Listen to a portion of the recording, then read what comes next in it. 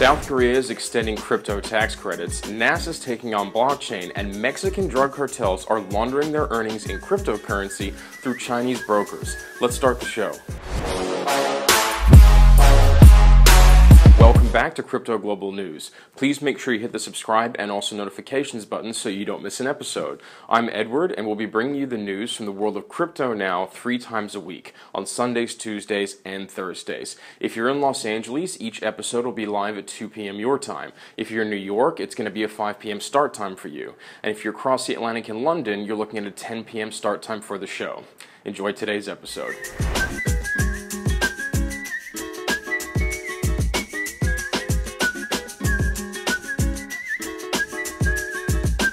Mongolia, the East Asian country best known for its vast deserts, will see one of its miners grow to a great size this year. Even with the ongoing Bitcoin bear market, the business environment is increasingly harsh, but some feel they can still produce a profit. Yuma Furashabi, CEO of Ginkgo Mongol, who is originally from Japan, is the miner looking to expand operations. He operates 2 mining facilities in the Mongolian capital, Ulaanbaatar. As Bitcoin dropped in value over 2018, miners have felt the pinch, with a lower price impacting the profitability of minting new coins. Even so, Yuma feels it's a good time to build more mining facilities. Let's see if this gamble works out well for him in 2019. I don't know if the sun ever shine this way, then it shoots off the ground to the beat while your kicks are clear. The South Korean government is extending a tax break to companies working on blockchain technology in order to promote innovation. Reporting from The News Asia, it said that blockchain was one of the 16 fields that government officials decided to add the research and development tax credit for. Other fields included fine dust reduction technology and wearable robots. The News Asia said the nation's Ministry of Strategy and Finance announced the proposed amendments to enforce decree of the 2018 tax law, which is to be enforced starting this February. The new stipulations mean small enterprises can deduct 30 to 40% of research and development expenses, while large and medium-sized entities can deduct 20 to 30%. This is a good move by the Korean government. Let's see if other governments the world over follow suit.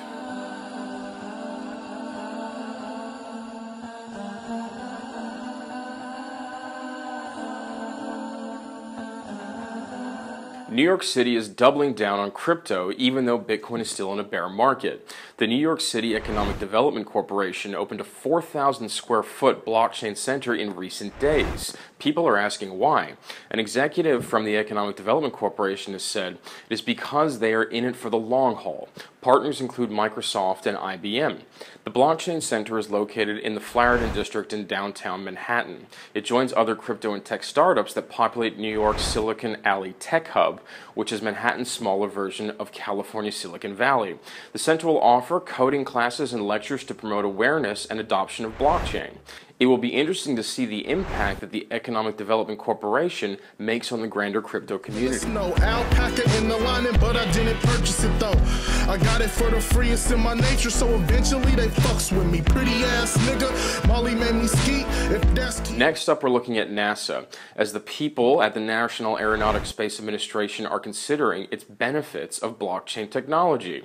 The people at NASA eyes Hyperledger blockchain for air traffic management. Ronald J. Reisman, an aerocomputer engineer at the NASA Ames Research Center, has put forward blockchain to solve issues of privacy and prevention of spoofing, denial of service, and other attacks. He has said that there's a new system due for implementation in 2020. The Automatic Dependent Surveillance Broadcast does not provide for protection of flight plans and position of other state data. Reisman believes blockchain has the answer in the form of an engineering prototype built using a pre-mission blockchain. It'll be interesting to see what other government agencies will take on blockchain technology in the years to come. the toes of an athlete's feet. Gorgeous nigga to your main bitch, cause every time she see me at the club, all she say is. And in our final story for today, Mexican drug cartels have been revealed to have started relying heavily on Chinese cryptocurrency money laundering networks, according to a recent United States Senate Judiciary Subcommittee hearing on border security and immigration. The criminal relationship has had years in the making and was formed out of the trade between the two parties regarding the procurement of large amounts of outlawed chemicals required to synthesize methamphetamine, which is usually just known as meth, where China was the seller and Mexico was the buyer. The currency of choice seems to be Bitcoin. This is mainly due to the high acceptance rates across the market and because of the ease to trade the currency through over-the-counter exchange trading platforms that have lax customer identification measures. The laundering usually happens through Chinese brokers who help interested clients transfer their wealth from cash to Bitcoin transaction through China. Cash to Bitcoin transactions are also carried out to convert money procured through illicit means into legitimate currency. It is important to keep in view that drugs and drug dealing, along with money laundering, existed long before cryptocurrency.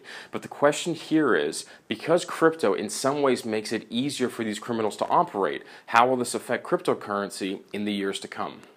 Many thanks for tuning into today's episode. Please make sure you're hitting that subscribe and also the notifications button. And if you have any thoughts on this video in particular, or crypto more generally, please just drop us a line in the comments below. For Crypto Global News, I'm Edward. Until next time, you take it easy.